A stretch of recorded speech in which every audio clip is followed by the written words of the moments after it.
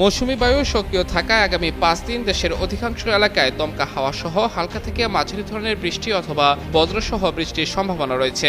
একই সঙ্গে দেশের বিভিন্ন স্থানে মাঝারি থেকে ভারী বর্ষণ হতে পারে বলে জানিয়েছে আবহাওয়া অধিদপ্তর। বুধবার সকাল ৯টা থেকে পরবর্তী ১২০ ঘন্টার আবহাওয়ার পূর্বাভাসে তথ্য জানানো হয়। আবহাওয়াবিদদের মতে মৌসুমী বায়ুর অক্ষের বর্ধিতাংশ রাজস্থান, মধ্যপ্রদেশ, উত্তরপ্রদেশ, বিহার, পশ্চিমবঙ্গ ও বাংলাদেশের উত্তরাঞ্চল হয়ে আসাম পর্যন্ত বিস্তৃত রয়েছে। এর একটি অংশ উত্তর বঙ্গোপসাগর পর্যন্ত বিস্তৃত। বর্তমানে মৌসুমী বায়ু বাংলাদেশের উপর সক্রিয় এবং উত্তর বঙ্গোপসাগরে এটি মাঝারি অবস্থায় রয়েছে। এর প্রভাবে আগামী ৫ দিন রংপুর, রাজশাহী, ময়মনসিংহ, ঢাকা, খুলনা, বরিশাল, চট্টগ্রাম ও সিলেট বিভাগের অধিকাংশ এলাকায় অস্থায়ী দমকা হাওয়া সহ হালকা থেকে মাঝারি ধরনের বৃষ্টি অথবা বজ্রসহ বৃষ্টি হতে পারে। এছাড়া কোথাও কোথাও মাঝারি থেকে ভারী বর্ষণের সম্ভাবনা রয়েছে।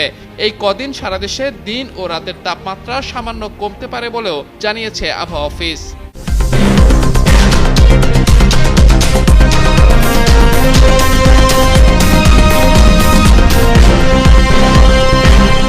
মৌসুমী বায়ু সক্রিয় থাকায় আগামী ৫ দিন দেশের অধিকাংশ এলাকায় দমকা হাওয়া সহ হালকা থেকে মাঝারি ধরনের বৃষ্টি অথবা বজ্রসহ বৃষ্টির সম্ভাবনা রয়েছে।